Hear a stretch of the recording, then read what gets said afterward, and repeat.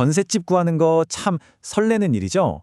근데 마음 한편에 내 보증금 괜찮을까? 하는 걱정 다들 한 번쯤은 해보셨을 거예요. 특히 요즘 뉴스 보면 더 그렇잖아요. 근데 걱정 마세요. 오늘 제가 여러분의 소중한 보증금을 정말 처음부터 끝까지 어떻게 안전하게 지킬 수 있는지 그 방법을 단계별로 확실하게 알려드릴게요. 이거 보세요. 이게 그냥 남의 얘기가 아니에요. 특히 이제 막 사회생활 시작하신 분들, 처음으로 내 집을 구하는 분들한테는 더 와닿는 이야기일 겁니다. 통계를 보면요. 피해자 4명 중에 무려 3명이 40세 미만입니다. 그러니까 거의 우리 아니면 우리 주변 친구나 동생들 이야기라는 거죠. 그래서 오늘 우리가 나눌 이 얘기가 정말 중요한 겁니다. 자, 본격적으로 시작하기 전에 이거 하나는 확실히 하고 가야 해요. 그냥 집주인이 돈이 없어서 보증금을 못 돌려주는 채무 불이행이랑 아예 처음부터 작정하고 떼어먹으려고 달려드는 전세 사기는 완전히 다른 얘기거든요. 하나는 범죄고요. 다른 하나는 복잡한 민사 문제죠. 우리가 오늘 하려는 건요. 이 두 가지 최악의 상황을 모두 다 원천적으로 막아버리는 방법을 알아보는 겁니다. 그래서 오늘 우리가 마치 직접 집을 구하는 것처럼요. 그 첫 단계부터 시작해서 이사하고 나서 내 권리를 딱 확정짓는 그 마지막 순간까지 우리가 밟아야 할 그 모든 과정을 시간 순서대로 한번 쭉 따라가 보겠습니다. 자, 그럼 첫 번째 단계입니다. 어쩌면 오늘 얘기하는 것 중에 가장 중요하다고 할 수도 있어요. 바로 계약서에 펜을 대기도 전에 우리가 반드시 먼저 해야 할 일, 바로 사전조사입니다. 사전조사는요, 딱 이 4가지만 기억하시면 돼요. 복잡해 보이나요? 아니요, 전혀요. 이 4가지만 정말 꼼꼼하게 챙기면 나중에 생길 수 있는 문제의 한 90% 이상은 막을 수 있다. 이렇게 생각하셔도 좋습니다. 혹시 깡통 전세라고 들어보셨어요? 말 그대로 깡통이라는 건데 보증금이 집값보다 비싸거나 거의 비슷한 거예요. 나중에 집이 잘못돼도 보증금을 돌려받을 수가 없는 거죠. 이런 위험을 피하려면 부동산 말만 믿지 마시고요.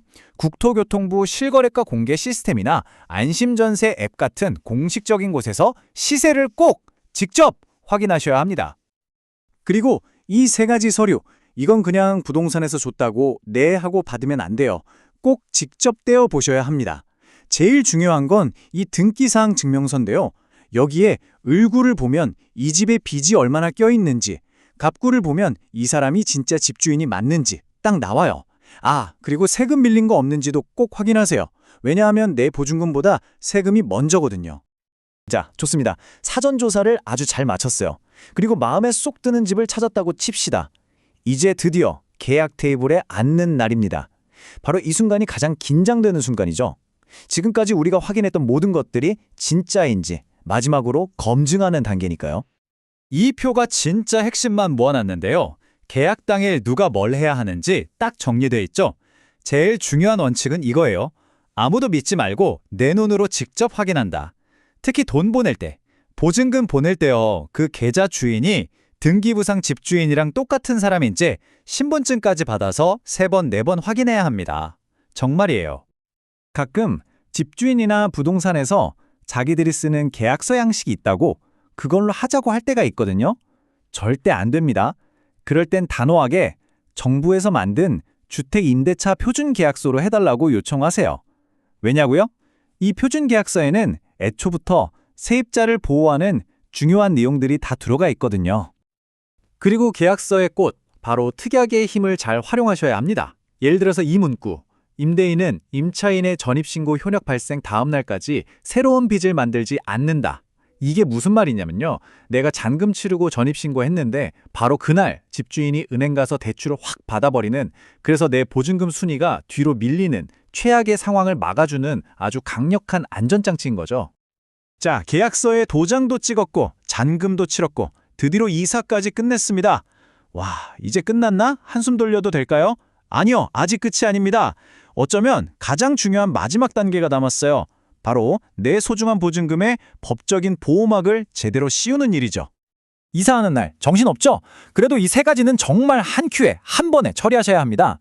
짐 풀기 전에 주민센터부터 달려가세요. 가서 전입신고하고 들고 간 계약서에 확정일자 도장을 쾅 받는 겁니다. 이 간단해 보이는 3가지 행동이 여러분의 보증금을 지키는 법적인 힘을 만들어주는 거예요.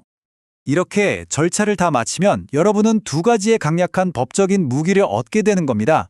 먼저 이사하고 전입신고만 해도 대항력이라는 기본 방어구가 생기고요. 여기에 확정일자라는 아이템까지 장착하면 우선 변제권이라는 뭐랄까 최종 병기로 업그레이드 되는 거죠. 이게 왜 그렇게 중요하냐면 정말 만약에 집이 경매로 넘어가는 최악의 상황이 닥쳤을 때 바로 이 우선 변제권이 다른 빚쟁이들보다 먼저 내 돈을 받을 수 있는 순서표를 쥐어주는 거거든요. 네, 바로 이 순서가 모든 것의 핵심입니다. 우리가 앞에서 말한 그 모든 절차들을 다 마쳤다면 만에 하나 집이 경매에 넘어갔을 때 변제 순위에서 이렇게 내 자리를 딱 확보하게 되는 거예요. 다른 빚들보다 먼저 내 보증금을 돌려받을 가능성이 말 그대로 하늘과 땅 차이로 올라가는 거죠. 그리고 여기 취중 방어막이 하나 더 있습니다. 바로 정부가 보증해주는 전세 보증금 반환 보증 보험인데요. 이건 그냥 선택이 아니라 거의 필수라고 보셔야 해요. 근데 여기서 제일 중요한 포인트는 뭐냐?